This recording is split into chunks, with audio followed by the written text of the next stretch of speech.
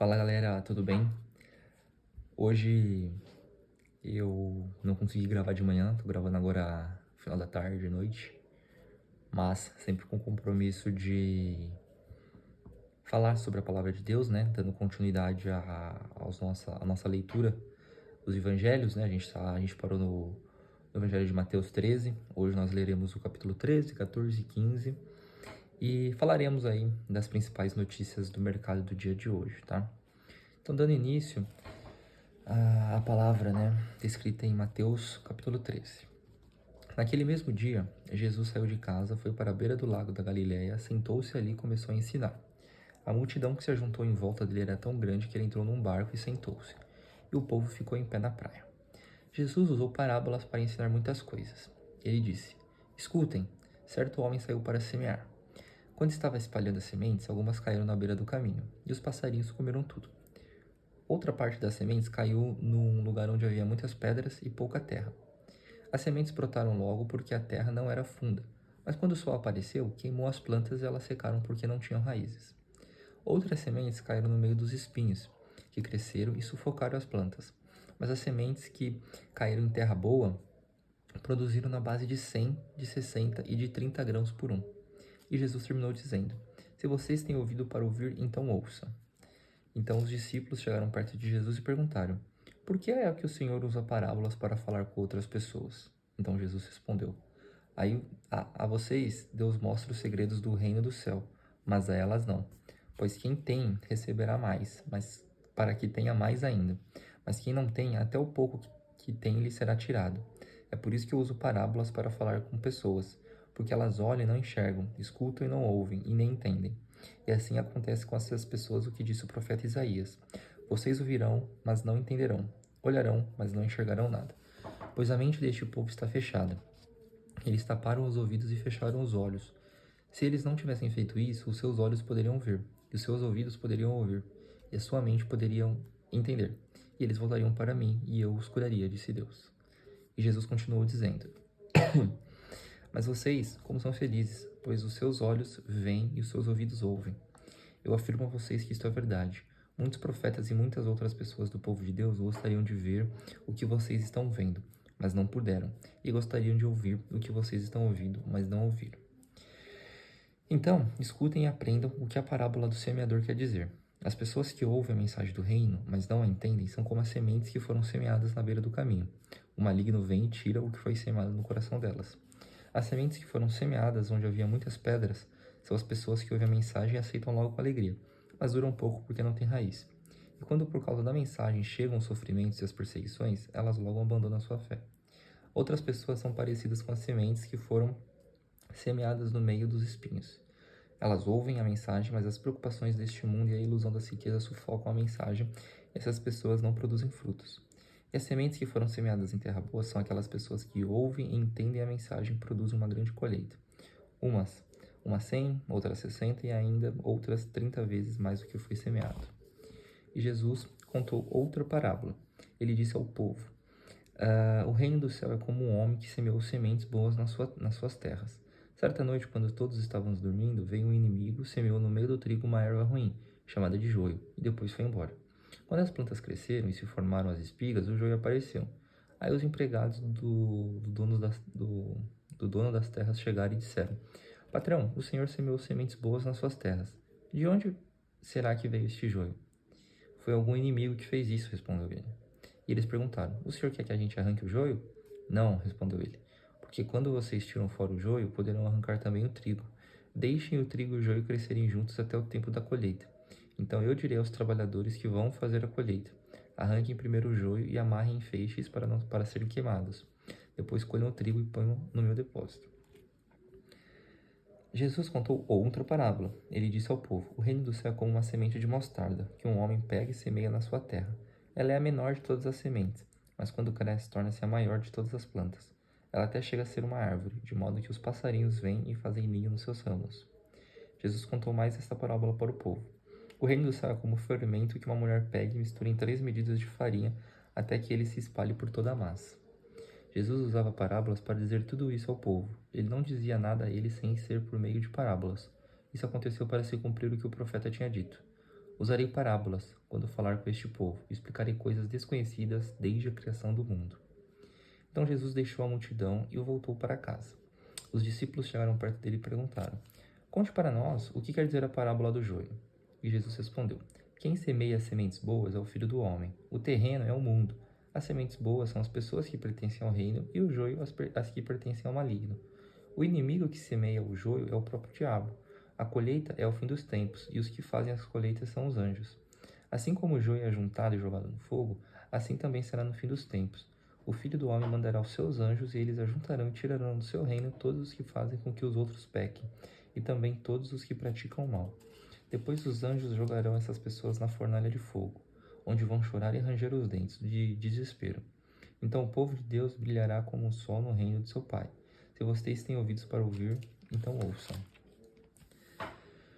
O reino do céu é como um tesouro escondido num campo, que certo homem acha e esconde de novo. Fica tão feliz que vende tudo que tem e depois volta e compra o campo. O reino do céu é também como um comerciante que anda procurando pérolas finas. Quando encontra uma pérola que é mesmo de grande valor, ele vai e vende tudo o que tem e compra a pérola. O reino do céu é ainda como uma rede que é jogada no lago. Ela apanha peixes de todos os tipos, e quando está cheia, os pescadores a arrastam para a praia e sentam para separar os peixes. Os que prestam são postos dentro dos cestos, e os que não prestam são jogados fora. No fim dos tempos também será assim. Os anjos sairão e separarão as pessoas más das boas, e jogarão as pessoas más na fornalha de fogo. E ali elas vão chorar e ranger os dentes, de desespero. Então Jesus perguntou aos discípulos: Vocês entenderam essas coisas? Sim, responderam eles. Jesus disse: Pois isso quer dizer que todo mestre da lei que se torna um discípulo no reino do céu é como um pai da família que tira do seu depósito coisas novas e coisas velhas. Quando Jesus acabou de contar essa parábola, saiu dali e voltou para a cidade de Nazaré, onde ele tinha morado. Ele ensinava na sinagoga, e os que haviam ficado admirados e perguntavam: De onde vem a sabedoria dele e o poder que ele tem para fazer milagres? Por acaso ele não é o filho do carpinteiro? A sua mãe não é Maria? Ele não é irmão de Tiago, José, Simão e Judas? Todas as suas irmãs não moram aqui? De onde é que ele consegue tudo isso? Por isso ficaram desiludidos com eles. Mas Jesus disse: Um profeta é respeitado em toda parte, menos na sua terra e na sua casa. Jesus não pôde fazer muitos milagres ali porque eles não tinham fé. Capítulo 14. Naquele tempo, Herodes, o governador da Galiléia, ouviu falar a respeito de Jesus. Então ele disse aos seus funcionários: Este homem é João Batista, que foi ressuscitado. Por isso esse homem tem poder para fazer milagres, pois Herodes tinha mandado prender João, amarrar as suas mãos e jogá-lo na cadeia. Ele havia feito isso por causa de Herodias, esposa do seu irmão Filipe, pois João Batista tinha dito muitas vezes a Herodes: Pela nossa lei você é proibido de casar com Herodias. Herodes queria matá-lo, mas tinha medo do povo, pois eles achavam que João era profeta. No dia do aniversário de Herodes, a filha de Herodias dançou diante de todos, e ele gostou tanto que prometeu à moça: Juro que darei tudo o que você me pedir. Seguindo o conselho da sua mãe, ela pediu: Quero a cabeça de João Batista num prato, agora mesmo. O rei Herodes ficou triste, mas por causa do juramento que havia feito na frente dos convidados, ordenou que o pedido da moça fosse atendido, e mandou que cortassem a cabeça de João Batista na cadeia. Aí trouxeram a cabeça num prato, entregaram para a moça, e ela a levou para sua mãe. Então os discípulos de João vieram, levaram o corpo dele e o sepultaram depois. Foram contar tudo isso a Jesus. Ao saber do que havia acontecido, Jesus saiu dali num barco e foi sozinho para um lugar deserto. Mas as multidões souberam onde ele estava, vieram dos seus povoados e seguiram por terra. Quando Jesus saiu do barco e viu aquela grande multidão, ficou com muita pena deles e curou os doentes que estavam ali. De tardinha, os discípulos chegaram perto de Jesus e disseram: Já é tarde, e este lugar é deserto. Mande essa gente embora, a fim de que vão aos povoados e comprem alguma coisa para comer. Mas Jesus respondeu: Eles não precisam ir embora. Deem vocês mesmos comidas a eles. Eles disseram: Só temos aqui 5 pães e 2 peixes. Pois tragam para mim, disse Jesus. Então mandou o povo sentar-se na grama. Depois pegou os 5 pães e os 2 peixes, olhou para o céu e deu graças a Deus. Partiu os pães, entregou-os aos discípulos e estes distribuíram ao povo. Todos comeram e ficaram satisfeitos, e os discípulos ainda recolheram 12 cestos cheios dos pedaços que sobraram. Os que comeram foram mais ou menos 5.000 homens, sem contar as mulheres e as crianças. Logo depois, Jesus ordenou aos discípulos que subissem no barco e fossem na frente para o lado oeste do lago, enquanto ele mandava o povo embora. Depois de mandar o povo embora, Jesus subiu um monte a fim de orar sozinho. Quando chegou a noite, ele estava ali, sozinho. Naquele momento, o barco já estava no meio do lago e as ondas batiam com força no barco porque o vento soprava contra ele. Já de madrugada, entre as 3 e 6 horas, Jesus foi até lá, andando em cima da água. Quando os discípulos viram Jesus andando em cima da água, ficaram apavorados e exclamaram: "É um fantasma!" e gritaram de medo. Nesse instante, Jesus disse: "Coragem, sou eu, não tenham medo." Então Pedro disse: "Se é o Senhor mesmo, mande que eu vá andando em cima da água até onde o Senhor está." "Venha", respondeu Jesus. E Pedro saiu do barco e começou a andar em cima da água, em direção a Jesus. Porém, quando sentiu a força do vento, ficou com medo e começou a afundar. Então gritou: "Socorro, Senhor!" Imediatamente Jesus estendeu a mão, segurou Pedro e disse: "Como é pequena a sua fé, por que você duvidou?" Então os dois subiram no barco e o vento se acalmou. E os discípulos adoraram Jesus, dizendo: "De fato, o Senhor é Filho de Deus." Jesus e os discípulos atravessaram o lago e chegaram à região de Genezaré. Ali o povo reconheceu Jesus e avisou todos os doentes das regiões vizinhas. Então muitas pessoas levaram doentes a ele, pedindo que deixasse que os doentes pelo menos tocassem na barra de sua roupa, e todos os que tocavam nela ficavam curados. Capítulo 15. Então alguns fariseus e alguns mestres da lei vieram de Jerusalém para falar com Jesus e lhe perguntaram: "Por que é que os seus discípulos comem sem lavar as mãos, desobedecendo assim os ensinamentos que recebemos dos antigos?" E Jesus respondeu: "Por que é que vocês desobedecem ao mandamento de Deus e seguem os seus próprios ensinamentos? Pois Deus disse: respeite o seu pai e a sua mãe. E disse também: que seja morto aquele que amaldiçoar o seu pai ou a sua mãe. Mas vocês ensinam que, se alguém tem alguma coisa que poderia usar para ajudar os seus pais em sinal de respeito, mas diz: eu dediquei isto a Deus, então não precisa ajudar os seus pais. Assim vocês desprezam a mensagem de Deus para seguir os seus próprios ensinamentos. Seus hipócritas. Isaías estava certo quando disse a respeito de vocês o seguinte: Deus disse: este povo com a sua boca diz que me respeita, mas na verdade o seu coração está longe de mim. A adoração deste povo é inútil, pois eles ensinam leis humanas como se fossem meus mandamentos. Jesus chamou a multidão e disse: escutem e entendam. Não é que o que entra pela boca que faz com que alguém fique impuro. Pelo contrário, o que sai da boca é que pode tornar a pessoa impura. Então os discípulos chegaram perto dele e disseram: Sabe que os fariseus ficaram escandalizados com o que o Senhor disse? E Jesus respondeu: toda planta que meu Pai, que está no céu, não plantou será arrancada. Não se preocupe com os fariseus, são guias cegos. E quando um cego guia outro, os dois acabam caindo no buraco. Então Pedro pediu: explique para nós aquilo que o Senhor disse antes. Jesus disse: vocês também ainda não entenderam? O que entra pela boca vai para o estômago e depois sai do corpo. Mas o que sai da boca vem do coração. É isso que faz com que a pessoa fique impura.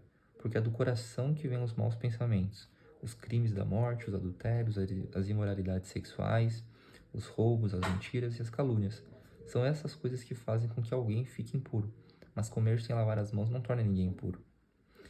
Jesus saiu dali e foi para a região que fica perto das cidades de Tiro e de Sidom. Certa mulher cananeia que morava naquela terra chegou perto dele e gritou: Senhor, filho de Davi, tenha pena de mim.